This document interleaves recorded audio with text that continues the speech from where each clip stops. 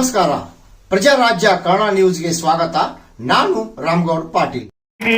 ನಿಯತ್ತಿದ್ದರೆ ಕೊಡುವ ಕೈಗಳಿಗೆ ಕೊರತೆ ಇಲ್ಲ ಅಂತ. ಅದಕ್ಕಾಗಿ ನೀವು ಮಾಡಕತ್ತೀರಿ, ನಿಮ್ಮ ಜೊತೆ ಎಲ್ಲರೂ ನಿಲ್ತಾರೆ, ನಿಲ್ಲೇಬೇಕು. ಹಾಗೇ ಆಗ್ತದೆ.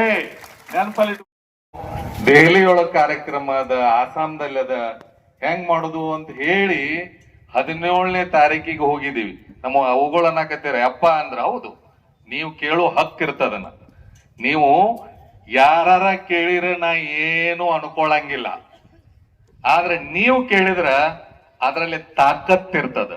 ಹಕ್ಕು ಇರಬೇಕಯ್ಯ, ಸೊಕ್ಕು ಇರಬಾರದಯ್ಯ. ಹಕ್ಕು ಸ್ವಾಭಿಮಾನದ ಸಂಕೇತ, ಸೊಕ್ಕು ಅಹಂಕಾರದ ಸಂಕೇತ. ಹುಕ್ಕೇರೀಶ, ನಿನ್ನ ನೊಲಿಸಲು ಹಕ್ಕಿರಬೇಕೇ ವಿನಃ ಸೊಕ್ಕು ಇರಬಾರದಯ್ಯ. ನಾ ಸೊಕ್ಕಿನಿಂದ ಕೇಳೋರಿಗೆ ಎಂದು ಉತ್ತರ ಕೊಡಂಗಿಲ್ಲ, ಕೊಡುವುದೂ ಇಲ್ಲ, ನನ್ನ ಜಾಯಮಾನದಲ್ಲೂ ಇಲ್ಲ. ಆದ್ರೆ ಹಕ್ಕಲೆ ಕೇಳುವಂತ ನಿಮಗ ನಾನು ಬರ್ಲೇಬೇಕು. ಯಾರ ತೀರ್ಥಯಾತ್ರೆಗೆ ಹೋದ ತಕ್ಷಣ ಮಠಕ್ಕೆ ಹೋಗ್ತಾರೆ. ನೀವು ಅನ್ಕೋಬಹುದು, ಹಂಗಾರೆ ನೀವು ಮಠಕ್ಕೆ ಮೊದಲು ಹೋಗಿಲ್ಲೇನ್ರಿ ಸ್ವಾಮಿಗಳು ಅಂದ್ರ, ಹೌದು, ನಾನ್ ನಿಜವಾದ ಮಠಕ್ಕೆ ಬಂದಿದ್ದೀನಿ, ಅದು ರೈತರ ಮಠಕ್ಕೆ ಬಂದಿದ್ದೀನಿ. ನನಗೆ ಅಭಿಮಾನದ ಜೊತೆಗೆ ಇನ್ನೊಂದೇನು ಅಂತಂದ್ರೆ, ನಾವು ಸ್ವಾಮಿಗಳು ಬ್ಯಾಲೆನ್ಸ್ದಾಗ ಇರಬೇಕು. ಆದ್ರೆ ಮನೆಗತ್ತು ಮಾರು ಗೆಲ್ಲುವಂತೆ. ಗುರ್ಲಾಪುರದಾಗ ಇವ್ರದ್ದು ಏನೇನೋ ಗೊತ್ತಾಗವಲ್ ನನಗೆ, ಪುಣ್ಯಾತ್ಮಂದು. ಗುರ್ಲಾಪುರದ ಹೋರಾಟ ಶುರು ಮಾಡಿದ್ರು. ಇನ್ನೇನ ಗೋವಾದೊಳಗೊಂದು ಕನ್ನಡದ ಕಾರ್ಯಕ್ರಮ ಇತ್ತು, ಅದನ್ನು ಮುಗಿಸಿ ಧಾರವಾಡಕ್ಕೆ ಹೋಗಿ ಸಂಚಾನ ಬಂದ್ ಆಗು ಫೋನ್ ಹಚ್ಚಿದೀನಿ. ಒಂದು ಬಿಜಾಪುರಕ್ಕೆ ಕರೆದಿದ್ರು ಪುಣ್ಯಾತ್ಮ. ಇಬ್ರು ಇವ್ರು ಒಂದ್ ನಮ್ಮನೆ, ಇವ್ರು ನಮ್ದು ಏನ್ ಗೊತ್ತಾಗವಲ್ಲ. ಆಗು ಬೆಳತಾನ ಬಂದಿವಿ. ಮತ್ ಏನೋ ನನಗ್ ಅನ್ಸಾಕತ್ತದ, ಯಾಕೆ ನನಗ ತ್ರಾಸ ಕೊಡಾಕತ್ಯಾರ ಇವ್ರಂದ್ರ, ಅಜ್ಜಾರ ನಿಮ್ಮನ್ನ ನಂಬಿರುವಂತ ರೈತರಿಗೆ ತ್ರಾಸ ಆಗ್ತದ, ಅದಕ್ಕೆ ನೀವು ತ್ರಾಸ ಪಟ್ಟಕೊಂಡ್ರು ಚಿಂತಿಲ್ಲ, ಬರಬೇಕು ಅಂತ ಹೇಳಿದ್ರು. ನೆನಪಿಟ್ಟುಕೊಳ್ಳಿ, ನಾನು ಕಾಮಾಕ್ಕೆ ಹೋಗಿದ್ದೆ. ಆಸಾಮದಾಗ ದೇವಸ್ಥಾನಕ್ಕೆ ಪೂಜಾ ಮಾಡಿ ಇವ್ರೇನ್ ರೈತರ ಸಂಬಂಧ ಪ್ರಸಾದ ತಂದಿನಿ ಇಬ್ಬರಿಗೂ. ಅಷ್ಟ ಅಲ್ಲ, ಅಲ್ಲಿಂದ ಪ್ರಸಾದ ತಂದಿನಿ. ಇವತ್ತು ಪ್ರಸಾದ ಮಾಡಾಕು ಹೇಳಿದ್ನಿ, ಅದನ್ನೂ ಕೊಡ್ತೀನಿ. ದೇವಿ ಆಶೀರ್ವಾದ ಸಿಗ್ತದ.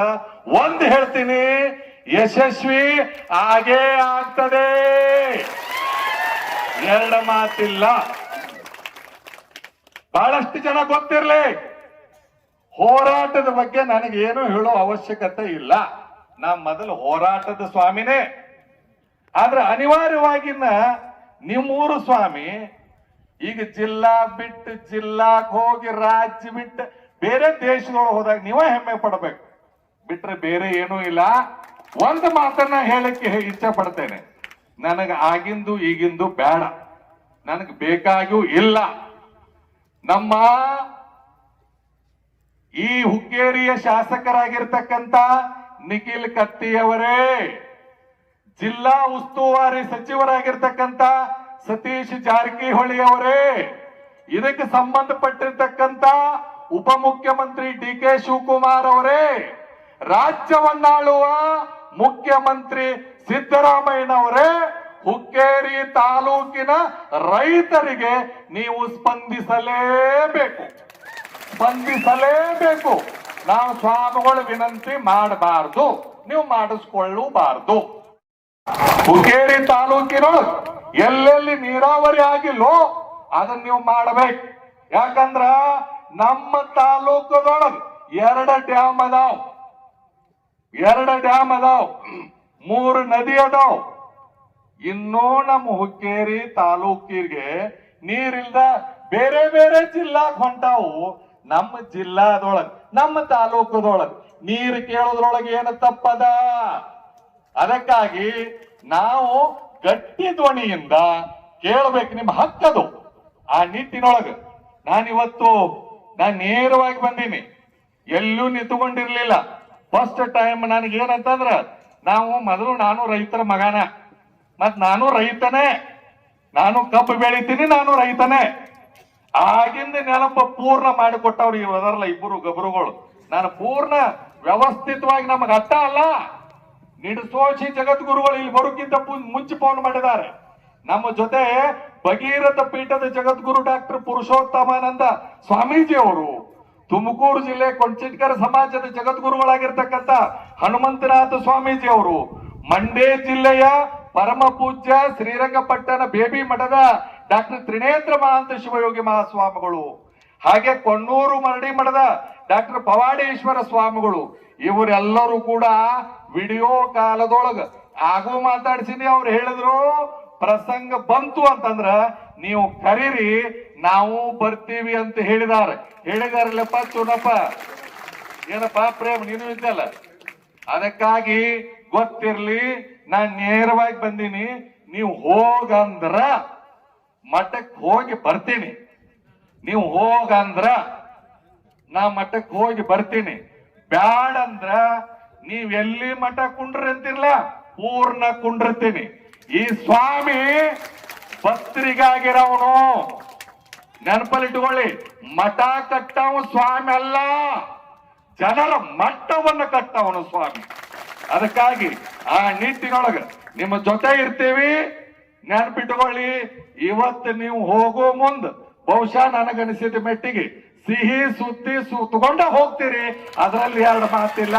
ಅದಕ್ಕೆ ಇವತ್ತ ಅಂದ್ರ ನೆನಪಲ್ಲಿ ಇಟ್ಕೊಳ್ಳಿ. ನೀವೇನ್ ಏನ್ ತಿಳ್ಕೊಬೇಕು ಅಂತಂದ್ರ ರೈತರಿಗೆ ಎಲ್ಲರಿಗೂ ಕೂಡ ನನಗೆ ನಿಮಗಿಬ್ಬರಿಗೂ ಇವ್ರು ಏನದಾರಲ್ಲ, ಇವ್ರು ಯಾರೋ ಚೂನಪ್ಪ ಹೇಳಪ್ಪ, ಇಲ್ಲಿ ಏನದಾರಲ್ಲ ಇಬ್ಬರು ಶಶಿಕಾಂತ್ ಗುರೂಜಿ ಚೂನಪ್ಪ ಪೂಜಾರಿ, ಅವ್ರು ಹೆಂಗ ಅಂದ್ರ ಜೋಡೆತ್ ಅಂತ ಹೆಸರಿಟ್ಟಿದ್ರಿ, ಜೋಡೆತ್ ಅಂತ ಹೆಸರಿಟ್ಟಿದ್ರಿ. ಯಪ್ಪ ಈ ಟೈಮ್ ಅದೊಳಗ ಬರೇ ಗುರು ಆಗಲ್ಲ, ತಂದೆ ಸ್ಥಾನದಾಗ ನೀವು ತಗೊಂಡಿದೀನಿ. ನಿಮ್ ಮ್ಯಾಲ ಯಾರ್ದು ಕಣ್ ಬಿಡಿರ್ಲಪ್ಪ. ನೀವ್ ಹಿಂಗ ಇರಿ, ಅಣ್ಣ ತಮ್ಮ ಆಗಿ ಹಿಂಗ ಹೋಗ್ರಿ. ರೈತರಿಗೆ ಜೋಡತ್ತಾಗೇ ಇರಿ, ನ್ಯಾಯದ ಪರವಾಗಿರ್ರಿ. ಯಾರನ್ನು ಎತ್ತಬೇಡ್ರಿ, ಯಾರನ್ನು ಇಳಿಸ್ಬೇಡ್ರಿ. ಪ್ರಸಂಗ ಬಂತು ಅಂದ್ರೆ ನ್ಯಾಯಕ್ಕಾಗಿ ಏನು ಬೇಕಾದ್ದು ಮಾಡ್ರಿ. ಕರೆ ನೀವು ಗಟ್ಟಿ ಧ್ವನಿಯಿಂದ ನಿಲ್ರಿ. ನಿಮ್ಮ ಜೊತೆ ನಾನು ಅಷ್ಟೇ ಅಲ್ಲ, ಇಡೀ ಕರ್ನಾಟಕದ ಎಲ್ಲಾ ಸ್ವಾಮಿಗಳು ನಿಮ್ಮ ಜೊತೆ ಅದಾರ. ಅವ್ರು ಹೇಳಿದ್ರು, ಇವ್ರು ತೋರಿಸಿದ್ವು ನಾವು, ಯಪ್ಪ ಇವ್ರು ಏನಂದ್ರ ಅವರು ಸ್ವಾಮಿಗಳು ಮಾತಾಡ್ರು, ಏನ್ ಮಾತಾಡ್ತವ್ರು ಯಪ್ಪ ಅವರು.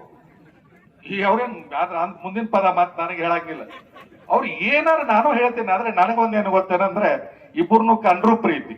ಜೊತೆಗೆ ಅವ್ರು ಮಾತಾಡುವಾಗ ನಾನು ಹೇಳ್ತಿರ್ತೀನಿ, ಯಾವ ಮೂರ್ತಗಾರ ಹುಟ್ಟಿರೋ ನೀವು ಇಬ್ಬರು ಒಂದು ಇದೇ ಭಾಷೆ ಹೇಳಿದೀನಿ. ಅದಕ್ಕಾಗಿ ಅವ್ರಿಗೆ ಒಳ್ಳೇದಾಗ್ಲಿ. ನೀವು ಹೋಗಿ ಬರ್ಲಿಲ್ಲ ಮಠಕ್ಕ, ಹೋಗಿ ಬರ್ಲೋ ಬೇಡೋ, ಬೇಡಂದ್ರೆ ಇಲ್ಲ ಕುಂಡಿರ್ತೀನಿ ಹೇಳ್ರಿ, ಮತ್ತ ಹೋಗಿ ಬರ್ತೀನಿ. ಅದಕ್ಕೆ ಇವತ್ತಿನ ಪ್ರಸಾದ ಸೇವೆಗೂ ಮತ್ತು ಅಷ್ಟೇ ಅಲ್ಲದೇನೆ ಕಾಮಾಖ್ಯ ದೇವಸ್ಥಾನದೊಳಗೆ ಪೂಜೆ ಮಾಡಿ ಅವತ್ತನೇ ಪೂಜಾ ಮಾಡಿ ಪ್ರಸಾದ ತಂದಿದೀವಿ. ನಿಮ್ಮೆಲ್ಲರ ಪರವಾಗಿ ಇಬ್ಬರಿಗೆ ಕೈಯಾಗ ಪ್ರಸಾದ ಕೊಡ್ತೀವಿ. ನೀವೇನ್ ಮಾಡ್ರಂದ್ರ ಅಲ್ಲಿ ಏನೇನ್ ಮಾಡಿರ್ತಿಲ್ಲ ಅದ್ರಾಗ ಹಾಕಿಬಿಡ್ರಿ, ಎಲ್ಲರಿಗೂ ಮುಡುತ್ತದ. ಹಾಗೆ ಇವತ್ತಿನ ಪ್ರಸಾದ ಸೇವೆಗಾಗಿನೂ ಕೂಡ ಮಠದ ಆಶೀರ್ವಾದನು ಮಾಡ್ತೀವಿ. ಅವ್ರಿಗೆ ಒಳ್ಳೇದಾಗ್ಲಿ, ಗುರುಶಾಂತೇಶ್ವರನ ಆಶೀರ್ವಾದ ಅವ್ರಿಗಿರ್ಲಿ ಅಂತ ಹೇಳ್ತಾ ಎಲ್ಲರ ಪರವಾಗಿ ನಿಮ್ಮನ್ನು ಹೊಡ್ಕೊಂಡು ಹೊಂಟಿರುವಂತ ಈಗ ಹೆಂಗಾಗ್ಯದ ಗೊತ್ತದ ನಿಮಗ, ನೀವು ಜೋಡೆತ್ತ ನೀವು ಮ್ಯಾಲ ಕೂತ್ಕೊಂಡು ನೀವು ಆಡ್ಸಾಕತ್ತ, ನೀವು ಹೆಂಗ ಅನ್ನೋದ್ ನೋಡ್ರಿ. ಅದಕ್ಕೆ ಈ ಎರಡೂ ಜೋಡೆತ್ತುಗಳಿಗೆ ಆಶೀರ್ವಾದ ಮಾಡಿ ನಾನು ಹೋಗಿ ಒಂದು 10-15 ನಿಮಿಷ ಹೋಗೋದೈತಿ ಮತ್ ಬರೋದೈತಿ, ಬಂದು ನಿಮ್ ಜೊತೆ ನಾನು ಇರ್ತೇನೆ ಅನ್ನೋ ಮಾತನ್ನ ಹೇಳ್ತಾ ನಿಮಗೆಲ್ಲರಿಗೂ ಒಳ್ಳೇದಾಗ್ಲಿ.